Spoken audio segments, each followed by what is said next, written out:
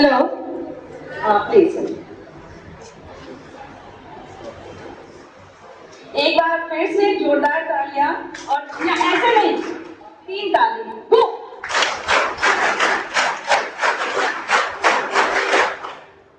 Thank you so much and please and आज हमारे इस विद्यालय प्रांगण में आप दोनों का हार्दिक स्वागत और अभिनंदन है। हमारे बच्चे बहुत एक्साइटेड हैं आप दोनों से मिलने के लिए। पिछले 3 दिन से इन्हें पता चला है कि आप लोग आने वाले हैं, तो ये लोग बहुत खुश हैं और आपसे बात करने के लिए, आपसे क्वेश्चन पूछने के लिए कि आखिर कैसे और कितना मेहनत करके हम कहीं एक अच्छी जगह और आप जैसा जो पूरे इंडिया का जो one of the toughest exam है उस एग्जाम को कैसे पास किया जाए। और बहुत सारे हमारे बच्चे ऐसे भी हैं जो कि आर्मी को ज्वाइन करना चाहते हैं, तो ये इनका आज ये लकी है कि दोनों ही आप दोनों ऐसे फील्ड से हैं जिनका सपना हर कोई देखता है, हर कोई चाहता है कि हम अपने देश के लिए, और ये दोनों प्रोफेशन चाहे वो यूपीएससी क्वालिफाई करे या फिर आर्मी में हो, दोनों ही प्रोफेशन ऐसा है जो कि देश के लिए है, देश के लोगों के लिए है। तो इसलिए फिर से आपका हमारे विद्यालय में हार्दिक अभिनंदन और स्वागत है। धन्यवाद।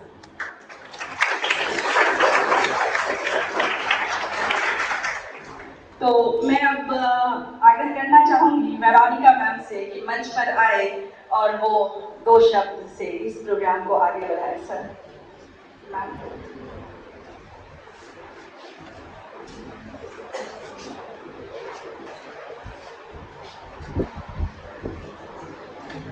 यहाँ पर उपस्थित सभी छात्र, हमारे गणमान्य अतिथि महोदय, इन सभी को मेरा प्यार भरा जोहार। जोहार हमारी संस्कृति से है, इसीलिए हमने देखा कि जब हमारे अतिथिगण यहाँ आए तो हमने उन्हें ट्रेडिशनल, जो यहाँ का ट्रेडिशन है, हाथ, हालांकि हम लोग पैर धुलवाते हैं पर यहाँ हाथ धुलवा करके इनका स्वागत किया गया। और अब जब है कि हम अपने अतिथि को एक चिन्ह देते हैं, एक मेमोरी, एक मोमेंटो टाइप में, तो क्योंकि हम मोटो हमारा है गो ग्रीन, तो हम अपने अतिथिगण को पौधा भेंट करना चाहेंगे। इसके लिए मैं मंच पे शिप्रा मैम को आमंत्रित करना चाहती हूँ।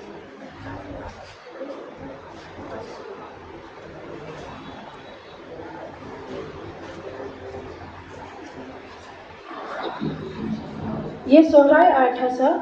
इस पॉट में जो पेंटिंग की गई है इसे बच्चों ने ही पेंट किया है। Thank you so much for being here and being our inspiration for today. Thank you so much, sir. Thank you so much Veronica. और मैं बताना चाहूँगी कि हमारे बीच जो उपस्थित हैं ऋतिक मेहता जी, इन्होंने यूपीएससी में 520 रैंक लाया है। और मैं बताना चाहूँगी, अभी मैं बात कर रही थी, तो यूपीएससी क्वालिफाई करना ही बहुत बात है, लेकिन अभी भी ये सेटिस्फाइड नहीं है। इस बार फिर से वो एग्जाम देंगे। अभी इनको आईपीएस कैडर मिलने की संभावना है। आईपीएस सुना है नाम कभी? तो अभी बताएंगे कि क्या होता है, और अभी फिर से ये एग्जाम देंगे और हायर रैंक लाने की कोशिश करेंगे। तो कहते हैं ना कि एक जो दिल में जज्बा हो, तो कभी भी वो जज्बा पूरे करने के लिए किसी भी हद तक आदमी मेहनत कर सकता है। और वो मेहनत ऐसा नहीं है कि एक कुछ अचीव कर लेने के बाद रुक जाता है, बल्कि हमेशा आगे और आगे बढ़ने के लिए वह तत्पर रहते हैं। तो हमारे और दूसरे हमारे वेदांत जी हमारे बीच में हैं, जिन्होंने एनडीए +2 करने के बाद एनडीए क्वालिफाई किया था। तो अब हम बिना टाइम वेस्ट किए हुए इनके ही जीवानी, इनकी कहानी सुनते हैं। तो सबसे पहले मैं आग्रह करूंगी ऋतिक मेहता जी से कि सर आप बच्चों से कुछ बातें करें। सर गुड मॉर्निंग एंड जोहार सबको। तो मैं वैसे तो मैम ने बहुत अच्छा इंट्रोडक्शन कर दिया मेरा, बट स्टिल एक बार मैं दोहरा देता हूँ। मेरा नाम ऋत्विक मेहता है और मैंने 12th तक की पढ़ाई जमशेदपुर से ही लॉयोला स्कूल से की थी।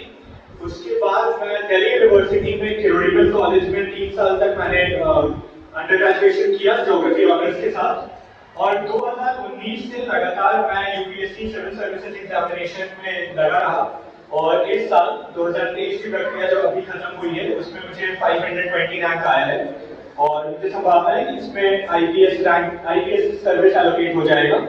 बट जैसा कि मैम ने बताया कि मैं एक बार और प्रयत्न करना चाहता हूँ और मेरी इच्छा है कि मैं इंडियन एडमिनिस्ट्रेटिव सर्विस आईएएस में जाऊँ। ये सबका अपना पर्सनल चॉइस हो सकता है, तो ये मेरी अपनी इच्छा है।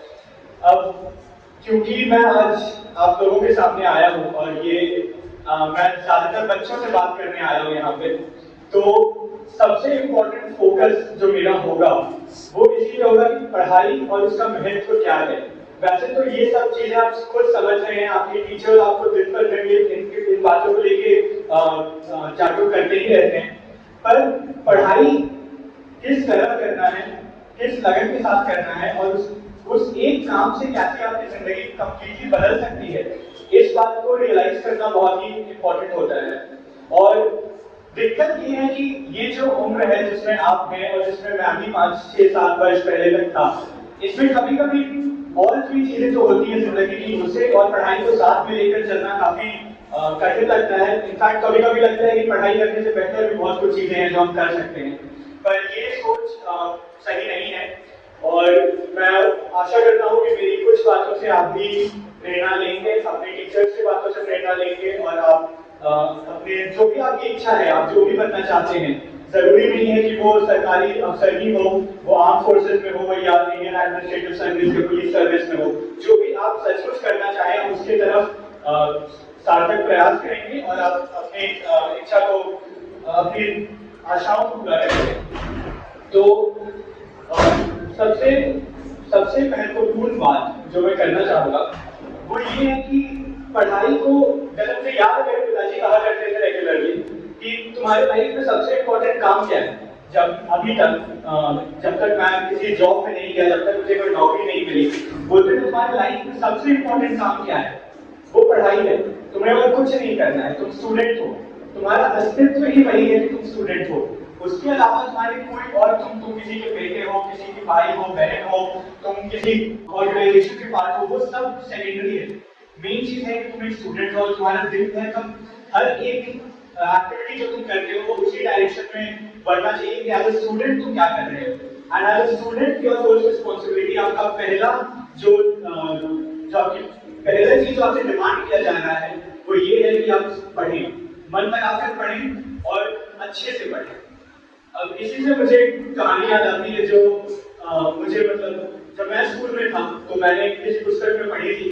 उस समय इस कहानी को पढ़नी जो संस्कृत के ग्रामेरियन है उनके बारे में लिखा गया था, बट ये सबका अप्लाई होता है। तो कहा जाता है कि वो जब अपने गुरुकुल में पढ़ते थे तो उन्हें अपने गुरु जी की कोई बात समझ में नहीं आती थी, बहुत समय तक उन्हें कुछ बात समझ में नहीं आती थी और वो हताश हो गया। मुझे लगा कि मुझसे कुछ होगा नहीं, तो मैं चलता हूँ, ये गुरुकुल छोड़ के निकल जाता हूँ, कुछ और करता हूँ, कुछ काम ही कर लूंगा, रोजगार कमा लूंगा।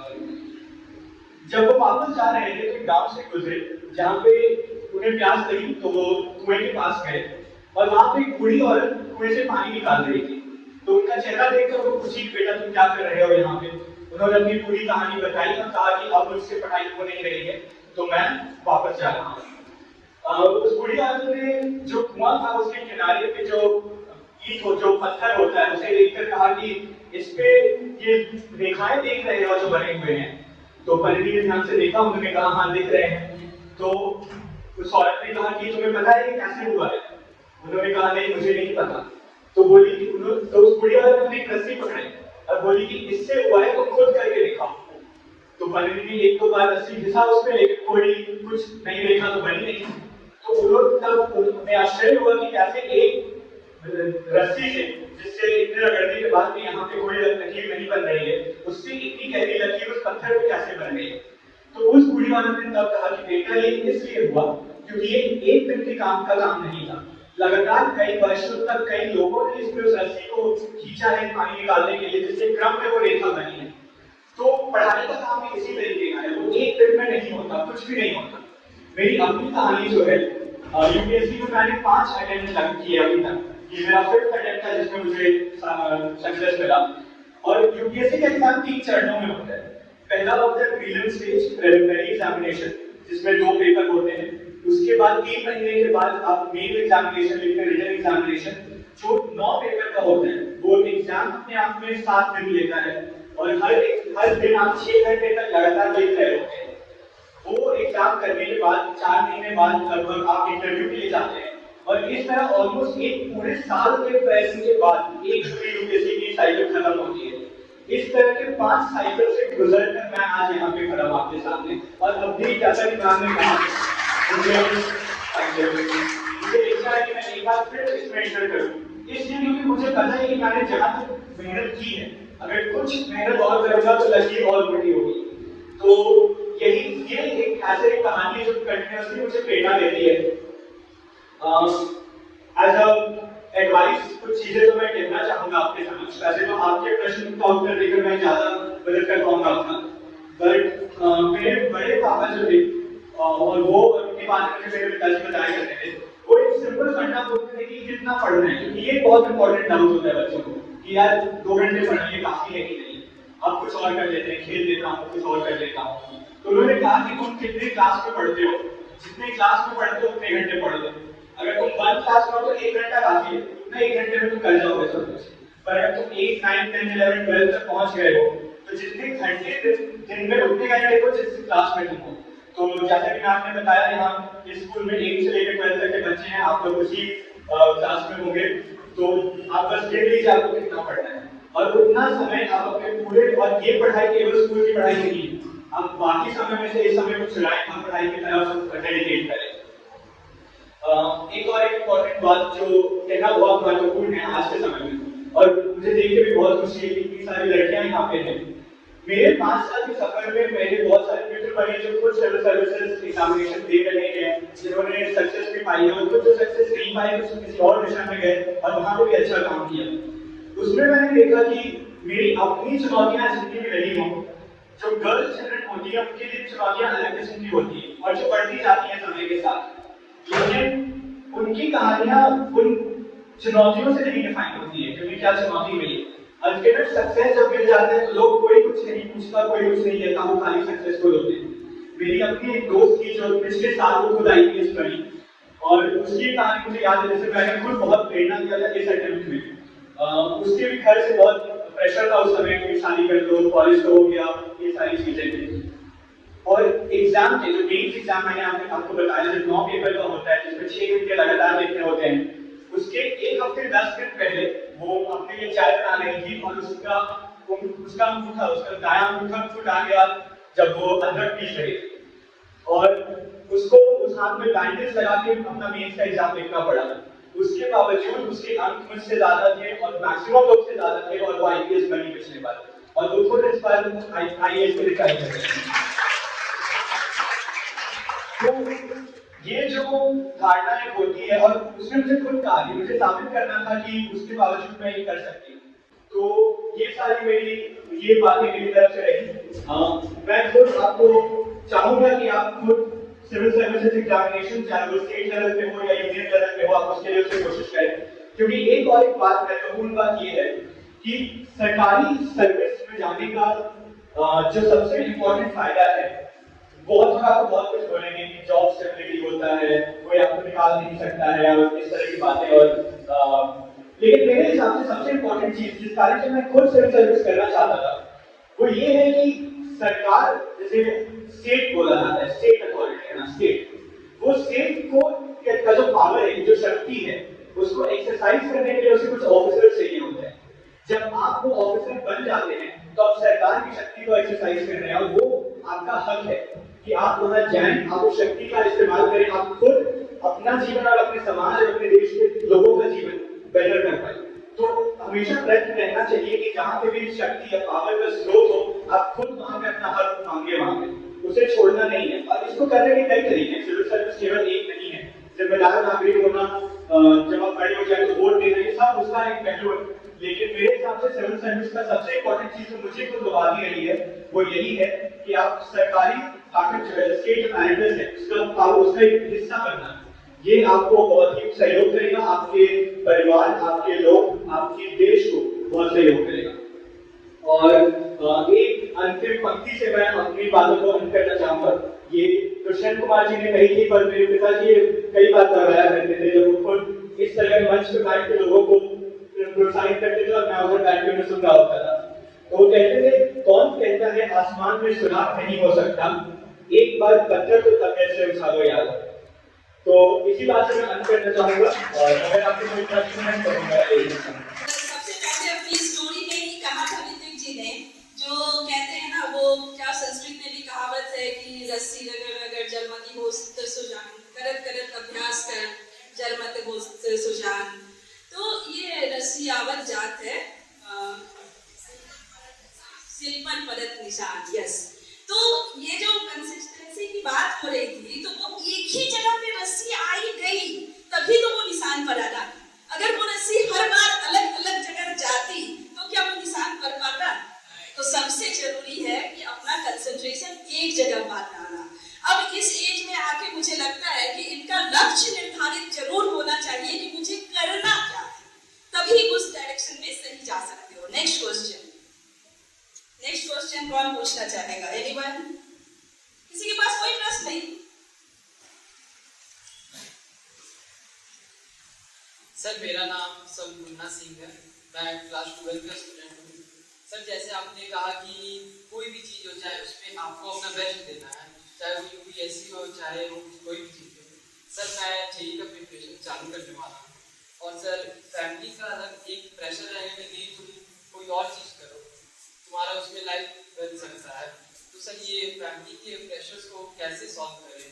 और जो हमसे भी जो ऊपर पढ़ रहे हैं सर, जो अलग अलग इंस्टीट्यूट में हायर एजुकेशन लेकर पढ़ रहे हैं, तो सर उनसे कैसे करें कि हम लोग बिना वो सुविधाएं प्राप्त किए हुए अपनी सफलता कैसे प्राप्त करें?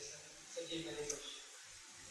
जी, मैं क्लियर करना चाहूंगी कि ये बच्चा अभी पॉलिटेक्निक का एग्जाम दिया है और उसमें 250 रैंक आया, 49 रैंक, और इसके पेरेंट्स कह रहे हैं कि तुम्हें वहाँ एडमिशन लेना है पॉलिटेक्निक में, और इस बच्चे का मन है कि मैं IIT मेंस दूँ, लेकिन फैमिली का ये प्रेशर है कि जो बच्चे क्या आकाश या प्रेरणा जैसे बड़े बड़े इंस्टीट्यूट में जो तैयारी कर रहे हैं वो बच्चे निकालेंगे या तुम निकाल पाओगे, तुम क्या कर पाओगे? जबकि ये स्टूडेंट अच्छा है, नो डाउट, कभी भले ही इसकी तैयारी जैसी हो, लेकिन ये कोशिश करेगा तो बहुत अच्छा कर सकता है। तो ये अपने लिए ये प्रश्न पूछता है। तो चलिए, मैं कहानी की थोड़ी मैक्सिमम जवाब दे पाता हूँ, तो ये भी मैं सीख देता हूँ। अभी जब मैं यहाँ आया, मैम ने मुझे इंट्रोड्यूस किया कि यूपीएससी में 520 रैंक है और ये IPS बनेगा। तो आज के समय मेरा आइडेंटिटी वही है आप लोगों के सामने। आप लोग मुझे उसी से जानते हैं कि ये IPS बन सकते हैं, यूपीएससी क्रैक कर लिए। आपको ये नहीं पता कि 3 साल पहले मैंने BPSC का एग्जाम भी क्रैक किया था और मुझे लेबर इन्फोर्समेंट ऑफिसर मिल रहा था, बिहार पब्लिक सर्विस कमीशन। तो हर स्टेट का अपना पब्लिक सर्विस एग्जाम होता है और यूनियन का अपना होता है। तो जब मेरा सिलेक्शन हुआ तो कई लोगों ने मुझे भी सेम चीज कहा जो आपको पॉलिटेक्निक सिलेक्शन के बाद बोला जा रहा है कि BPSC भी बहुत अच्छा है, ज्वाइन कर लो, जॉब है, 3 साल से UPSC हो गया, नहीं हो रहा है। पर मैंने वो ज्वाइन नहीं किया। आज के डेट में मुझे बताना भी नहीं पड़ता है लोगों को कि मैंने BPSC क्रैक किया था, और बताता हूँ तो लोग गर्व से देखते कह रहे भाई छोड़ दिया तुमने। 2 साल पहले तक लोग बेवकूफ की तरह देखते थे कि क्या बेवकूफ है, इसने इतना अच्छा जॉब मिला, इतना ऐसा मौका मिला जो कई लोगों को नहीं मिलता और इसने वो छोड़ दिया। मैंने सोचा भी नहीं, क्योंकि मेरा लक्ष्य ही था कि UPSC करना है। तो परिवार से भी थोड़ा प्रेशर रहेगा, दूर दराज के रिश्तेदारों से तो और रह जाता है कभी कभी, लेकिन उसको अवॉइड करके देखो, अगर इतनी आसानी से पॉलिटेक्निक कर लिए तो अच्छे रैंक के साथ, तो अगर कोशिश करोगे तो IIT भी कर लोगे। अगर आप पढ़ाई का, सबसे पहले जो मैंने कहा कि पढ़ाई का महत्व ये है कि ये कोई भी कर सकता है और ज्ञान फ्री है, knowledge is free. Modi ji खुद कहते हैं कि हम नॉलेज इकोनॉमी में जी रहे हैं। इसका मतलब है कि आज का जो हमारा देश है, हमारा खाली देश नहीं, पूरा विश्व जो है, ये ज्ञान के दम पे ही आगे बढ़ रहा है, चाहे वो साइंस में डेवलपमेंट हो या किसी भी फील्ड में डेवलपमेंट हो। और ये इतना फ्रीली और इतना डेमोक्रेटिकली अवेलेबल है आज के डेट में कि संसाधन का होना नहीं होना एक बराबर है। जैसा कि मैंने कहा, मैं खुद एक बहुत अच्छे कोचिंग इंस्टीट्यूट में गया था सिविल सर्विस की पढ़ाई के लिए, और वहां जाने के बाद मुझे 5 अटेम्प्ट लगे। और मैं कई बच्चों को जानता हूँ जो कोई कोचिंग इंस्टीट्यूट नहीं गए, केवल YouTube पे जो बेसिक कोर्सेज थे वो देख ली, और मुझसे कम अटेम्प्ट में उन्होंने सिविल सर्विसेज क्रैक कर ली बेटर रैंक के साथ। तो होता है ना, सारी एक इंग्लिश में कहावत है कि ऑल रोड्स लीड टू रोम, सारे रास्ते सक्सेस की तरफ जा रहे हैं, जरूरी नहीं कि एक ही रास्ता है। तो कोचिंग इंस्टीट्यूट जिससे जरूरत है उसकी वो ले रहा है, जिसकी उसके पास वो संसाधन है कि वो ले सकता है, वो कभी कभी लेके उसे बर्बाद नहीं कर रहा है। आपके पास जो संसाधन है पूरा कोशिश करिए कि उसमें आपको वो अवेलेबल हो पाए। यदि नहीं हो पा रहा तो आप अपने टीचर से बात करें। टीचर्स मैं श्योर हूँ कि यहाँ के टीचर्स और भी जगह पे रेगुलरली ऐसा रिसोर्स अवेलेबल करवाते रहेंगे आपको, जिसके बेसिस पे आप बेटर कर पाए। तो हमारा जी ये सब अच्छे इंस्टीट्यूट है, लोग वहाँ करते हैं, पर उसके बिना भी सक्सेस पॉसिबल है। और आप खुद इसके उदाहरण है, क्योंकि आपने आईटी पॉलिटेक्निक निकाल ली कम मेहनत के साथ। तो अगर आप मेहनत और करेंगे, 1 साल तक लगेंगे, तो मैं श्योर हूँ कि आप कोई भी एग्जाम निकाल सकते हैं जॉब चाहिए। तो परिवार को ये बताते रहिए। शुरुआत किए थे, क्या पहले से वैसे ही मतलब इंटेलिजेंट थे या फिर बाद में हुए? मतलब पहले होता है कि मतलब ज़्यादा इंटेलिजेंट पर प्लस 10th पर 11th आने के बाद थोड़ा कमजोर हो जाते हैं, तो आप कैसे? एक बहुत ही क्या बोले यक्ष प्रश्न है कि क्या जो यूपीएससी करता है वो बचपन से एकदम एक्स्ट्राऑर्डिनरी होता है?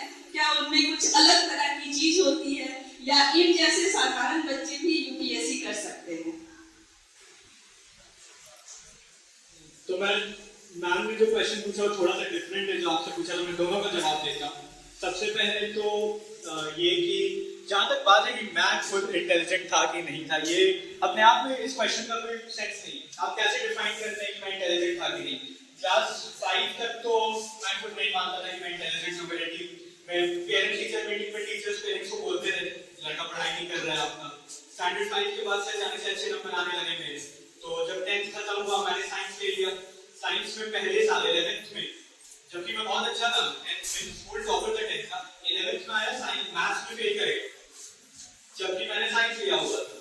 तो उसके बाद जब 12th खत्म हुआ, वैसे मैंने मेहनत की, मेरा मैथ्स इंप्रूव भी किया 12th में, बट उसके बाद मैंने डिसाइड किया कि मैं ह्यूमैनिटीज की तरफ जाऊंगा, सिविल सर्विसेज करूंगा, ज्योग्राफी में जाऊंगा।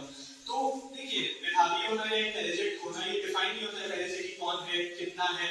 मेरे दोस्त थे स्कूल में, लॉयल स्कूल में, जो 10th तक, जिसे हम आज एक ग्रुप हम लोग बोलते हैं ठीक है अच्छा ठीक स्टूडेंट है, कुछ खास नहीं है, अच्छा नहीं कर रहा है पढ़ाई। 11th में आके जब स्पेशलाइज करने लगे, एक कोई सब्जेक्ट पढ़ने लगे, साइंस आर्ट्स या कॉमर्स जो भी, तो अचानक से भाई को टॉप करने लगे अपनी क्लास में। बहुत लोग ऐसे होते हैं जो स्कूल लाइफ किसी तरह निकाल लिए और फिर कॉलेज जाके अचानक से उन्हें जब अपना सब्जेक्ट मिला, सब्जेक्ट से उन्हें सही में लगाव था, वो वहाँ पे इतना अच्छा करने के आज के डेट में वो पीएचडी कर रहे हैं या सिविल सर्विसेज उसी सब्जेक्ट के साथ ऑप्शनल में रख के निकालते हैं। तो कोई भी कुछ भी कर सकता है। और जैसा कि मतलब मैंने मेरी मैम ने जो उदाहरण बताया और मैंने जो कहा कि जितनी बार मेहनत करोगे वो चीज समझ में आ जाएगा। कोई अगर आपको लग रहा है कि आप इंटेलिजेंट नहीं हो तो आप गलत सोच रहे हो ऑलरेडी।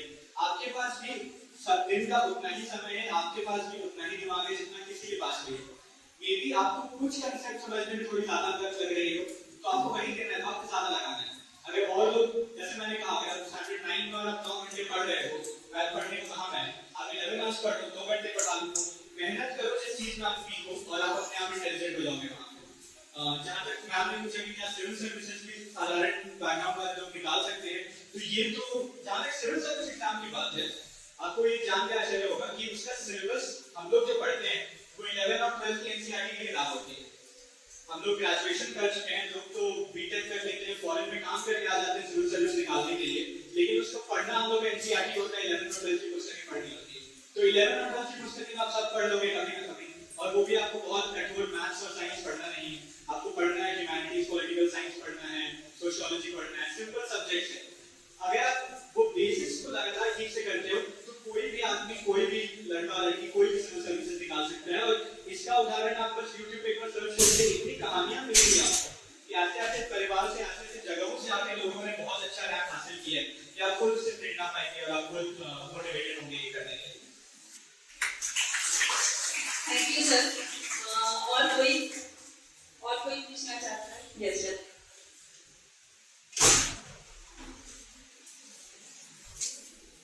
गुड मॉर्निंग सर, मेरा नाम जतिन है, मैं क्लास 12 का स्टूडेंट हूँ। मैं ये पूछना चाहता हूँ सर कि आपके इंस्पिरेशन कौन रहे हैं और आप यूपीएससी क्रैक करने, मतलब यूपीएससी को क्रैक करने के लिए कितने अटेम्प्ट्स मिलते हैं, और आपका जब इंटरव्यू हुआ था तो आपको किस टाइप के क्वेश्चन पूछे गए थे? एक साथ बहुत सारे प्रश्न हैं।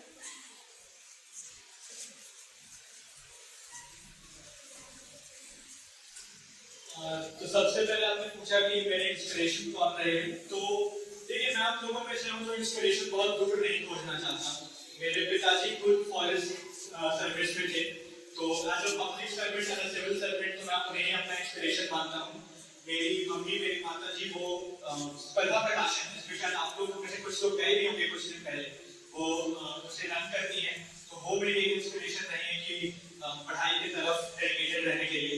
और मेरे छोटे भाई खुद इंडियन आर्म फोर्सेज में मुझसे 2 साल पहले से सर्विस में हैं, तो एक देशभक्ति, राष्ट्रभक्ति वाली जो इंस्पिरेशन होती है वो तो इनसे भी मिलती रहती है। इसके बावजूद इसके अलावा इंस्पिरेशन के लिए अगर आप एक किसी पर्सन को कहेंगे मुझे पॉइंट आउट करने के लिए, तो जो हमारे पूर्व प्रेसिडेंट थे श्री अब्दुल कलाम जी, मैं उन्हें अपना इंस्पिरेशन मानूंगा। और मुझे बहुत खुशी हुई जब मैं अभी यहाँ से जा रहा था तो उनका फोटो वहाँ लगा हुआ था, 5 थिंग्स टू से टू योरसेल्फ एवरी डे करके वहाँ बनाया हुआ है। तो मैंने उसका फोटो भी खींच के रखा। इनफैक्ट बस क्योंकि याद आ गया अचानक से तो मैं बोल देता हूँ। जब मैं स्कूल में था तो मैं डिबेटिंग करता था। डिबेटिंग आप समझते ना, डिबेटिंग कॉम्पिटिशंस में जाता था, मैं नेशनल लेवल तक डिबेटिंग करता था। और उस समय हम लोग के स्कूल में एक प्रचलन था हमारे दोस्तों और हमारे सीनियर्स के द्वारा, उन्होंने शुरू किया था। वो कहते थे तुम जब भी किसी कॉम्पिटिशन में जाओ, वहाँ जाके बाकी जितने लोग खड़े हैं, बाकी कॉम्पिटिशन सबको जाके हंस दो उनके सामने, तुम लोग से कुछ नहीं होगा, है ना, हम ही जीतेंगे, तुम लोग से कुछ नहीं होगा। फिर हारो जीतो फर्क नहीं पड़ता, जाके एक बार डरा दो सबको। और मैं उस समय तो ये थोड़ा ज्यादा था, यार समय नहीं करना चाहिए किसी को। पर जब मैं प्रीलिम्स का एग्जाम देने जाता हूँ, हर साल जब मैंने प्रिलिमिनरी एग्जामिनेशन दिया सिविल सर्विसेज का, तो हर कमरे में 24 लोग होते हैं एक बार में एग्जाम देने वाले। एग्जाम देने के 2 मिनट पहले मैं एक बार खड़ा होता हूँ, चारों तरफ देखता हूँ और मन में ये बोलता हूँ यार इस कमरे से केवल एक का सिलेक्शन होने वाला है, ठीक है, जो मैं मानता हूँ कि वो मैं हूँ। और यही बात वहाँ लिखी हुई कि से 5 थिंग्स टू योरसेल्फ, जिसमें सबसे पहले लिखा है कि आई एम द बेस्ट। खुद को बोलते रहो कि यू आर द बेस्ट, कोई तुमसे बेटर नहीं है यहाँ पे। और ये मतलब ना खुद को धोखे में रखो, तो धोखा ही है। डिल्यूट कर दो कि मुझसे अच्छा कोई नहीं है, मुझसे अच्छा कोई नहीं कर पाएगा, और अपने आप को मतलब पागल बना दो सामने में कि हाँ करके दिखाना है, और खुद को कह दिया। तो ये एक इंस्पिरेशन सबके पास से आ रही है, तो कह दिया। दूसरा आपने पूछा कितने अटेम्प्ट्स मिलते हैं, तो 6 अटेम्प्ट सभी कैंडिडेट्स को अवेलेबल होते हैं। उसके अलावा अगर आप ओबीसी कैटेगरी से बिलोंग करते हैं, तो आपको 3 और अटेम्प्ट मिलेंगे, 9 अटेम्प्ट। और अगर आप एससी एसटी कैटेगरी से बिलोंग करते हैं तो उसमें लिमिट नहीं है नंबर ऑफ अटेम्प्ट्स का, बट एज लिमिट मेरे हिसाब से 37 इयर्स का एज लिमिट है। तो आप 37 इयर्स की एज से कितने भी बार अटेम्प्ट्स दे सकते हैं। अटेम्प्ट्स की कोई कमी नहीं है, आप जितनी बार चाहे एग्जाम दें, 6 अटेम्प्ट मिनिमम सबको मिलता है। और देखिए ये एग्जाम अपने आप में उतार चढ़ाव का एग्जाम है, लेकिन अगर मेहनत की जाए तो सफलता मिलेगी। थर्ड क्वेश्चन आपने पूछा था किस तरह का क्वेश्चन। तो देखिए इंटरव्यू जो होता है वो थोड़ा सब्जेक्टिव होता है। हो सकता है आप लोगों में से कई लोगों ने 12th फेल मूवी देखी होगी, तो उसमें आप लोगों ने एक तरह का इंटरव्यू एक्सपीरियंस देखा जिसमें बहुत डिफिकल्ट और बहुत ही कठोर प्रश्न पूछे गए थे। लेकिन मेरा ये मानना है कि एक्चुअल इंटरव्यू में वो थोड़ा सा फिक्शनलाइज भी है। एक्चुअल इंटरव्यू में उस तरह की डिस्कशन नहीं होते। जब आप खुद मेंस एग्जामिनेशन लिख के वहां पहुंच रहे हैं, तो जो इंटरव्यू मेंबर होते हैं, जो चेयरपर्सन होते हैं, वो खुद इस बात को मान रहे हैं कि हम एक पढ़े लिखे व्यक्ति हैं और बहुत ही कॉर्डियल डिस्कशन होता है। मेरे केस में मुझसे जो मेरी हॉबी थी डिबेटिंग, उसको लेकर प्रश्न पूछे गए। उसके बाद जमशेदपुर और रांची में जो म्यूनिसिपल फंक्शंस हैं, जैसे जमशेदपुर में कोई म्यूनिसिपल कॉर्पोरेशन नहीं है जिसको ही बहुत जगह सर्विस प्रोवाइड करता है, तो क्या ये मॉडल रांची में अप्लाई हो सकता है, इस तरह के प्रश्न पूछे गए थे। प्रश्न ऐसे थे जिसमें बहुत पढ़ाई की जरूरत नहीं है। अगर आप अवेयर हैं, अगर आप खुद को जानते हैं, अपने सराउंडिंग्स को जानते हैं, तो आप उससे अच्छे से जवाब दे सकते हैं। तो इस मामले में भाग्यशाली था कि प्रश्न मुझसे ऐसे ही पूछे गए, इसके जवाब को लेकर मैं भी बहुत कंफर्टेबल हूँ। Thank you. यानी अपने शहर के बारे में जानना ये जरूरी है। और प्रश्न। नमस्ते sir, many congratulations to you and your family. मेरा क्वेश्चन है सर आपसे, जैसे आपने कहा अभी अपने स्पीच में कि आप ह्यूमैनिटीज पढ़ना पसंद था आपको, तो ह्यूमैनिटीज पसंद था इसका मतलब यही है कि मानव जीवों को हेल्प करने में कहीं ना कहीं आपका ये रहा होगा कि how I can help any people और एनी पर्सन। तो मेरा यही क्वेश्चन है आपसे कि being whatever you feel you got, then आप अगर उस पोजीशन को कर लिए हैं, अभी आप उस फील्ड में जाने के बाद जाने के बाद आप अपने आप को कैसे सर्व करिएगा, मीन्स कैसे सर्व करिएगा सर, कितना मतलब अपने तरीके से। ऐसे तो पोजीशन एक्वायर करने के बाद सब ऑफिशियली और अथॉरिटी को ही फॉलो करते हैं, बट मेरा क्वेश्चन है कि पर्सनली आप उस चीज पॉइंट ऑफ व्यू को मतलब कैसे डील करिएगा। बीइंग मतलब जैसे मान लीजिए हमारे प्राइमरी एजुकेशन का जो भी सिस्टम है बिल्कुल भी जीरो है, बिल्कुल भी नहीं है, और हम लोग फिर गवर्नमेंट स्कूल से ये एक्सपेक्ट करते हैं कि बच्चे ऐसा परफॉर्मेंस दे। बच्चों का कोई दोष नहीं है, बच्चों का कोई भी दोष नहीं है, पूरा का पूरा सिस्टम का ही दोष है, क्योंकि बेस ही नहीं है, बिल्कुल भी जीरो है।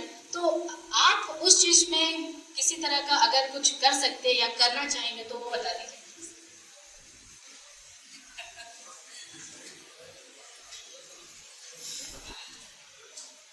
वैसे तो मैम ये क्वेश्चन थोड़ा अर्ली है मेरे जैसे पर्सन के लिए, जिसने क्योंकि मैंने अभी ट्रेनिंग भी नहीं की है। तो सबसे पहले तो जब मैं खुद ट्रेनिंग में जाऊंगा तो मैं होप करता हूँ कि और अच्छे से मैं चीज़ों को समझ पाऊंगा। But as someone who has studied 5 साल से मैं यही सब टॉपिक्स पढ़ रहा हूँ, इन्हीं के ऊपर एग्जाम दे रहा हूँ। और एक और चीज़ ये भी है कि मैं ज्योग्राफी का स्टूडेंट रहा, तो रीजनल डेवलपमेंट का जो यूनिट होता था स्कूल कॉलेज में वो मुझे बहुत पसंद था। और मतलब डीएम बनने का जो मेरा एक सपना है उसमें इसका बहुत बड़ा योगदान है कि स्पेशल स्केल पे, क्योंकि आप डिस्ट्रिक्ट के इंचार्ज होते हो जब आप डीएम या एसपी होते हो, तो उस लेवल पे आप क्या चेंजेस ला सकते हो, कैसे आप संसाधनों को ऐसे अलाइन करो ताकि सबका भला उससे हो पाए और सरकार की जो नीति है वो उन तक पहुंचे जिन्हें वो पहुंच रहे हैं। तो मेरा ये अंडरस्टैंडिंग हुआ कि एक हारमोनियस वे में जब सारे रिसोर्सेज साथ में आते हैं, चाहे वो रिसोर्स कम ही क्यों ना हो, अगर उसका एफिशिएंट यूटिलाइजेशन होता है तो वो हमारे समाज के लिए, देश के लिए, पर्यावरण के लिए, सबके लिए एक साथ काम का होगा। कोशिश यही रहेगी कि मैं उन सारे चीज़ें मैंने सीखी हैं और जो सीखूंगा उन्हें अप्लाई करके सबके लिए अच्छा कर पाऊँ। Thank you so much Hrithik ji. और एक क्वेश्चन वेरोनिका मैम भी करना चाहती हैं, उसके बाद आप थोड़ा पानी पी ले, फिर और बच्चे क्वेश्चन अगर सोचेंगे तो जरूर आपसे किया जाएगा। और उसके बाद मैं वेदांत सर से आग्रह करूंगी कि वो भी हमारे बच्चों से रूबरू हो। Veronica ma'am. Congratulation sir, very good afternoon. मेरा जब भी मैं क्लास जाती हूँ मेरे बच्चों से 2 क्वेश्चन रहता है, बिकॉज अगर वो पहला दिन होता है तो वो इंटरेक्शन का एक जरिया होता है कि पहला तो नाम पूछते हैं, दूसरा है कि what is your daily routine, how well you manage your time table, कब उठते हो, पढ़ाई के लिए कितना समय देते हैं। तो बच्चे कुछ बहुत ब्लैंक हो जाते हैं। तो इनको रूटीन जो है, रूटीन क्यों हम लोग के लिए ज़रूरी होना चाहिए, इनको वो चीज़ अभी भी थोड़ा सा ये मिसिंग अपने लाइफ में मिस आउट कर रहे हैं हमारे बताने के बावजूद भी। और दूसरा है कि इनका फोकस, मतलब पढ़ना है तो अगर हम 2 घंटे के लिए पढ़ रहे हैं तो there shouldn't be any distraction. And what I want to become, एक टारगेट फिक्स करना। तो sir kindly if you can brief them out कि रूटीन जरूरी है तो अचीव समथिंग। आज आपका हार्डवर्क, आपने कहीं ना कहीं एक हार्डवर्क, एक रूटीन फॉलो किया होगा, तो वो आपको आज एक फ्रूट के हिसाब से फ्रूट मिला उसका हार्डवर्क का। तो इनको भी if you can share something. तो जैसा कि किसी ने पूछा था पीछे से कि आप स्टार्टिंग से इंटेलिजेंट थे या नहीं थे, तो मैंने उस क्रम में कहा था कि मैं 10th में स्कूल टॉपर था, लोयोला स्कूल का टॉपर था मैं बोर्ड एग्जामिनेशंस में। तो वो मेरे जिंदगी में जब मैं आप देखता हूँ पीछे, तो मुझे लगता है कि वो मेरा पहला मेजर एकेडमिक सक्सेस था। और मुझे याद है कि उसमें सबसे अगर एक चीज़ को जैसे मैं कहूँगा कि हाँ इसके वजह से मैं सक्सेसफुल हुआ था, तो बोर्ड एग्जामिनेशंस के पहले लगभग 1-2 महीने प्रिपरेशन के लिए मिलते हैं हर कैंडिडेट स्टूडेंट को। पहले या दूसरे दिन ही जब वो छुट्टियाँ शुरू हुई थी प्रिपरेशन के लिए, मेरे पिताजी ने एक ब्लैंक A4 पेपर लिया और उस पर एक रूटीन लिख दिया। तो 2 रूटीन लिखा। एक रूटीन था कि डेली सुबह से लेकर रात तक क्या करना है, कितने घंटे पढ़ने हैं, खाना कब खाना है, सोना कब है, कितनी देर अगर खेलने जाना है तो कितनी देर जाना है, ये सब का एक रूटीन था, बहुत स्ट्रक्चर्ड। एक पर्सनल रिकमेंडेशन मेरा ये है कि सुबह उठ के पढ़ाई करने की आदत डालें, ना कि रात में लेकर पढ़ाई करने की। क्योंकि पर्सनली वैसे तो मेरे कुछ दोस्त हैं जो रात में पढ़ के भी अच्छा करते हैं, लेकिन पर्सनली वो जो सुबह का 4 घंटा होता है ना, लोग कुछ नहीं कर रहे होते, सब लोग सो रहे होते हैं। इतना शांत होता है, इतना कामिंग होता है वो कि वो 4 घंटे में जितनी पढ़ाई करेंगे उसके बाद आपका पूरा दिन का पढ़ाई उसके बराबर नहीं हो पाता। तो ये अगर आप डाल पाए कि आप सुबह 3-4 बजे उठे, जो हमारे मतलब शास्त्रों में ब्रह्म मुहूर्त वाली जो बात है, उस समय अगर आप उठ पाए तो वो बहुत ही ज्यादा मतलब बेनिफिशियल होगा आपके। तो कोशिश करें, अपने शरीर का भी ध्यान देना जरूरी है, ठीक है।